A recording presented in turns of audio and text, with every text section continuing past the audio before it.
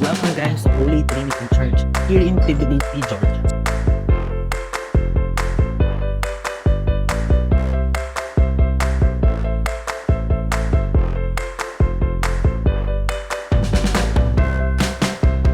So ganun lang pag-load guys kung gagamit kayo ng Metro Money Card here in Tbilisi. So ayun guys, dito na tayo sa may bathhouse. Ito lang daw yung yung public bathhouse nito. Ayun siya. Let's go. For sure yung water nga as expected, meron siyang sulfuric na amoy.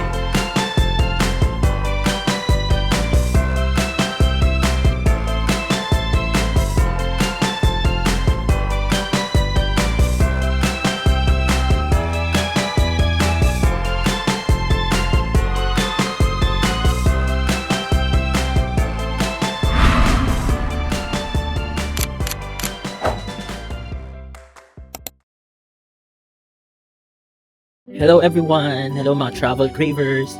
This is me again, your Nurse Craves, and we are here for another video, for another vlog. And we're still here in Tbilisi, Georgia. So kakalabas lang namin, it's already 5:30 p.m. and 11 degrees Celsius. Pero parang hindi 11 degrees Celsius. Medyo parang mas malamig today. It's another day, it's another Craventures na naman ang ating pupuntahan guys. And guys, kung bago lang kayo sa channel na to, don't forget to like, share, and subscribe na rin dito sa ating channel. And click the notification bell para lagi kayong updated. Let's go!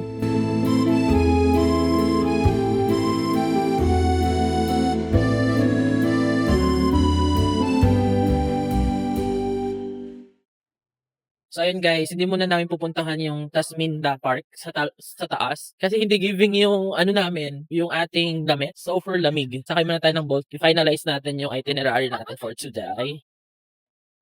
So, ang pupuntahan na natin, para meron tayong itinerary for this afternoon, pupunta tayo ng Holy Trinity, then pupunta tayo ng Fabrica, pupunta tayo ng Sniffer Bat, and also dinner, of course. So, yun muna ang pupuntahan natin, guys. And tomorrow, taasin na natin yung malapit lang. Din naman kasing sakayan dito sa amin. So, tataasin natin yan. Meron sila yung bus na city tour. Pwede nyong gawin yan guys. Meron silang 24 or 48 hours. So lahat ng mga tourist spots pwede nyong puntahan gamit nitong bus na to.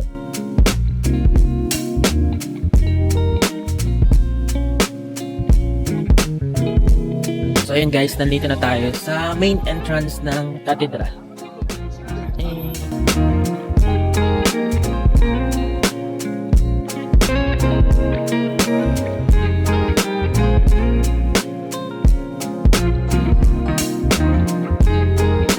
Welcome guys to Holy Trinity Church here in Tbilisi, Georgia. Standing proudly above Tbilisi, Holy Trinity Cathedral of Tbilisi is one of the largest Orthodox churches in the world. Built in 2004, it stands as symbol of Georgia's spiritual revival and national identity. Its golden dome shines across the city, making it impossible to miss.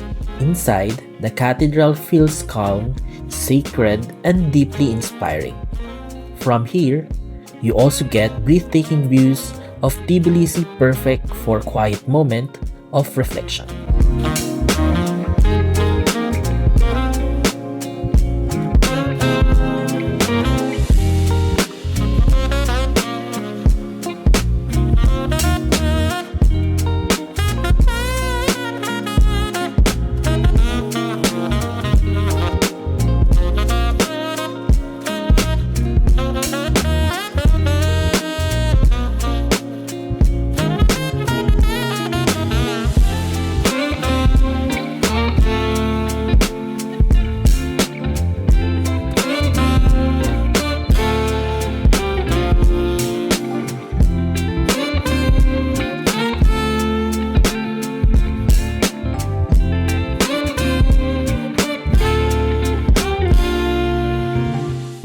So ayun guys, let's go na sa our next destination. So yalla, let's go!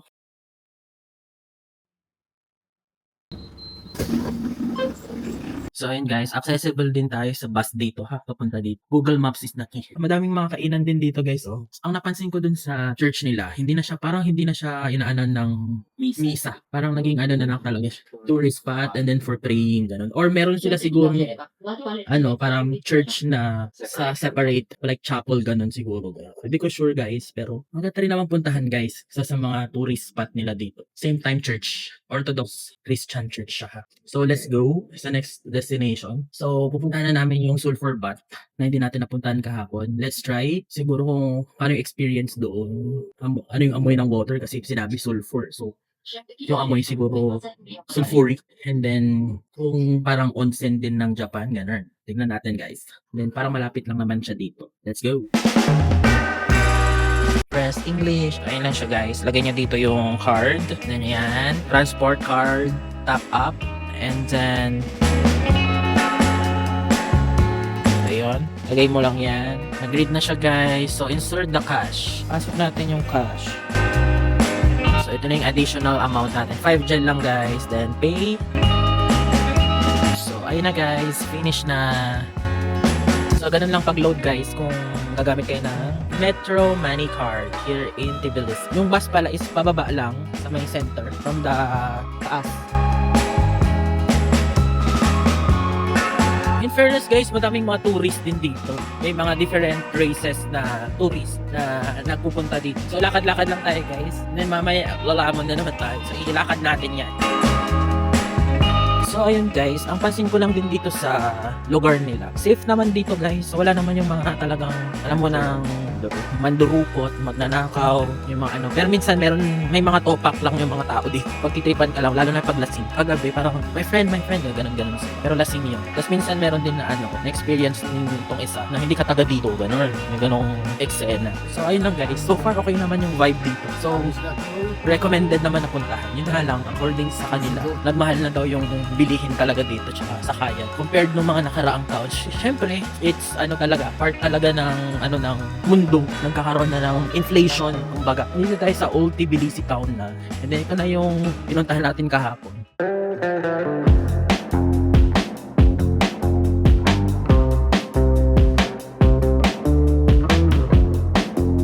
So, ayun nga pala guys, 10 days kami dito, pero slow facing lang yung galawan namin dito guys. Kayang-kaya nyo siyang bisitahan siguro ng 3 to 5 days. Kung gusto nyo pumunta sa mga different region like Kakheti, Kazbegi, maganyan. Siguro 5 days, 4 days is enough. Actually, itong sa Tbilisi, 1 day kaya nyo na. Kung fast facing kayo 1 to 2 days, sige, ganyan. Kayang-kaya nyo nang ikutin yun. Pero kami kasi slow facing, hindi pwedeng kasi trentahin na, gano'n. So talagang alalay lang ang facing natin guys. Kayang-kaya nyo pumunta dito. Lalo na sa mga short live lang, lalo na sa mga OFW dyan na sa Middle East. Short live lang, kayang-kaya nyo pumunta dito guys. For sure naman mostly lahat kayo nakapunta na siguro dito. Pero sa ibang mga hindi pa nakapunta, yun lang yung advice ko sa inyo guys. So ang ganda dito guys sa gabi. Ito yung yung king daw nila na ng Tbilisi. Kaya andyan siya. Horse. Pakalesa ni Mayor. Tapos yung cable car sa taas. Ayan. Nasakyan na namin yan kaso na-corrupt yung video ko. So ayan na lang guys. Tingnan nyo na lang siya dyan.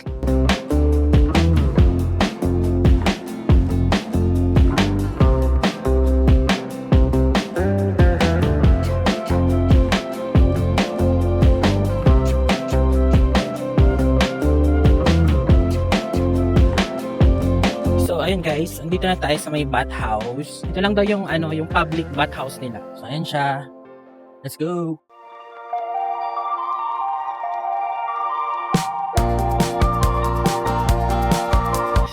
So ayun guys, we're done na here in bathhouse nila. Impression, dahil public siya guys. Hindi siya yung ganun standing. Yung tubig, sobrang init dun sa parang malit na pool nila. And then, for sure, yung water nga, as expected, meron siyang sulfuric na amoy. Mas mist dun sa loob. Sobrang, mausok. So, meron mga scrub din dun guys. Kung gusto nyo magpa-scrub. So, hindi kami nagpa-scrub. Okay naman. Kung gusto nyo i-try nyo lang din. Pag magdidip na kayo dun sa kailangan daw tanggalin. Ang saplot. Dun sa may small pool nila. Okay naman, nice experience. At least, nice experience din natin dito. Sa Japan, experience natin yung onsen din. Pero kung ako pagpipilin, syempre, Japan. Okay naman experience, try nyo lang. 10 gel lang. Kapag sulfur bath tayo here in Georgia, Tbilisi. Maybe let's go for a coffee break sa Fabrica. I think siguro open pa yon. So let's go na guys. sa Tbilisi, madaming mga Filipino. Tahan ng mga ano dito, Filipino workers, OFW na nasa Middle East. Kung gusto nila ng quick break, ganyan, dito sila pumupunta kasi maganda rin yung place talaga. Gusto ma-experience ang snow, meron dito, experience yung iba-ibang klima, meron din dito guys. So kung gusto nyo rin pumunta dito guys, book na. Pero I think we need e-visa pag galing sa Pinas. And then kung kayo ay working in the Middle East, tapos may resident visa kayo, may card kayo ng residency sa Middle East, you can come here kahit yun lang yung kailangan mong ipakita guys. And yun na, makapasok ka na, kaya madaling pumasok yung mga OFW na galing Middle East dito. Pero syempre guys, huwag kayo din masyadong magpatumpik-tumpik na kasi minsan very strict sila. Lalo na kung natsyempuhan mo siguro yung sa may nila, passport control nila na strict ganon. Kung kumpleto ka naman ng proven naman na tourist ka lang, don't you worry, makakapasok ka dito. So walking kami, papuntang Sakayan, going to Fabrica. Isa sa mga puntahan din na tourist destination, kumbaga, for coffee, for restaurants, ganon. So let's see kung anong magibigay na vibe ng place na to. Let's go!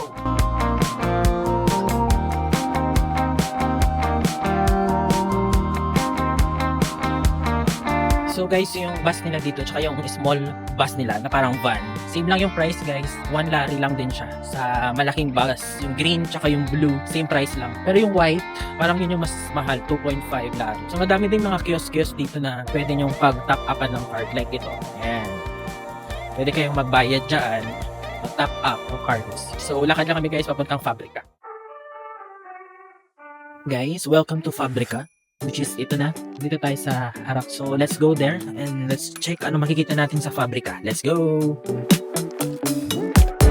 Welcome to Fabrica Tbilisi, a former Soviet sewing factory turned into a vibrant urban hotspot. Now filled with cafes, bars, street arts, and creative spaces. Its favorite hangout for locals and travelers. Chill, colorful, and full of life. This is where Tbilisi's modern culture comes alive.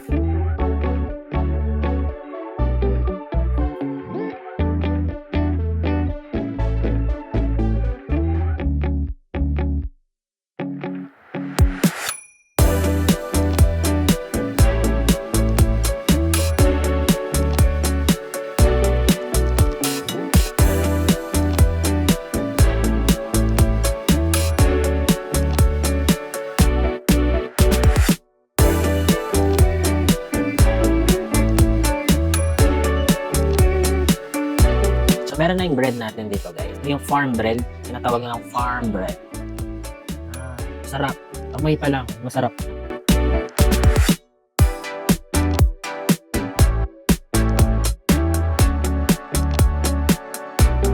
So ayun guys. Andito na yung food natin. So meron tayong farm bread dito. Pero amoy pa lang. Masarap na. Meron din silang pan-fried kachapuri. Ayan, amoy masarap. And then yung cappuccino natin, nandito. Mainit-init pa. So ayan guys, let's try the food here in Fabrica. So pinakadulo to guys, pag pumasok kayo sa may hostel, sa pinakadulo. Sa labas kasi puro usok na inuman, ganun. So dito, try nating more on lang tayo. Good vibes. So ito na yung ating pan-fried kachapuri. Ayan. Cheese yung paalat. Tsaka parang may lasa siyang wine. Siguro mataas lang talaga sa salt ang mga first one dito kata. Or dahil dun sa cheese. So, i-rate ko siya mga 4 out of 5 guys. Itong pan-fried kachapuri. Medyo salty talaga sila magtimpla. So, try natin farm bread. Recommended nung yung waiter dito.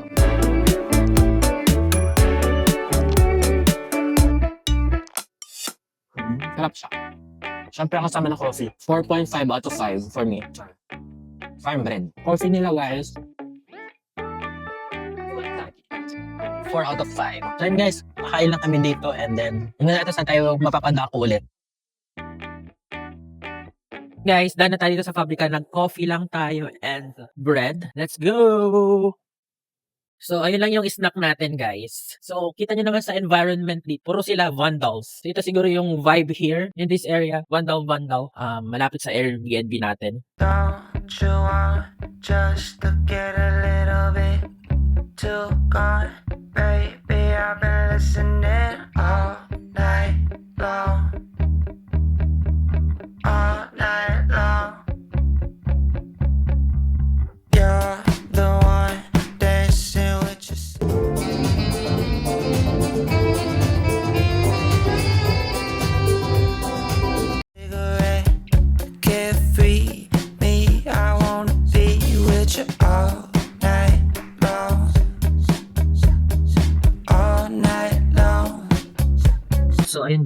nakapag-order na tayo. So, ang in-order natin is King Kali Karapuri. Ito siya, guys. Yan. King Kali Karapuri. 2 lari siya. Minimum of 5 orders. And then, nag-order kami ng isang pork steak. So, meron na daw sides yun, guys. Mexican sauce, French fries, and may isa pang sides. Yung pork steak nila, guys, 26 lari, isang order. Titikman din natin yung signature iced tea nila. Berry lemonade signature. So, 19 lari. So, ayun guys, yung order lang natin. So, nilulubos-lubos na natin ang pork dahil alam niya na, nasa Middle East tayo. all night long. All night long. Overtime, the way your body boogie. So, ayun guys, tikman na natin tong food nila. So, this is the King Kali. Tikman natin. Mix daw to guys, pork and beef. Sabi nila guys, pag kinakain daw ito, should be hawakan dito. Then, kung kakagatin mo, dito sa tip, dito sa may dulo. Kasi meron siyang sabaw. You groove me like a groove. You're doing something to me. And then, kailangan mong sip-sipin yung sabaw. Wanna be the one, I wanna be the one. Parang balot lang ganun. Then, you can eat na.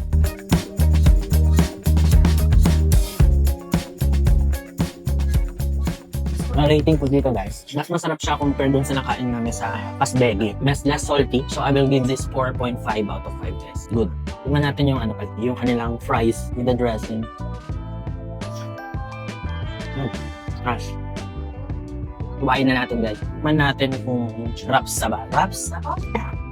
So yung steak nila guys, meron siyang cheese on the top. This yung typical steak na nabibili natin. This is pork guys. Cheers.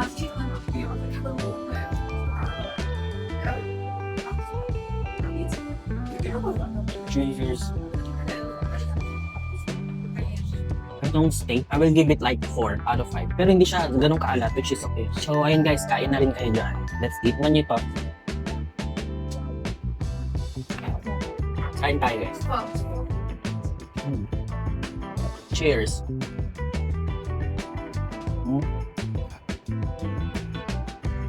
Very to. Masarap. 4.5 out of 5. So, ang tanong guys, babalikan ba tong House of King Kali? For me guys, recommended. Puntahan nyo. Sa mong King Kali nila. So, affordable din guys. So, puntahan nyo guys.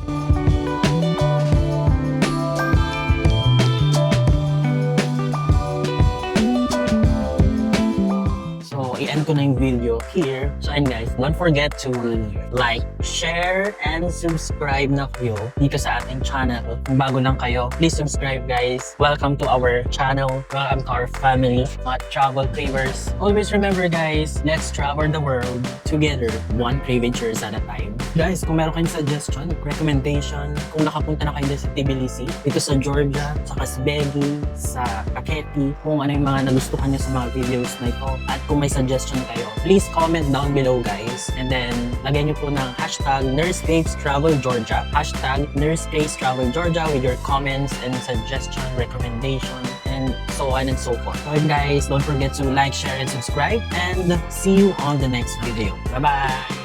And just see you again, travel favors.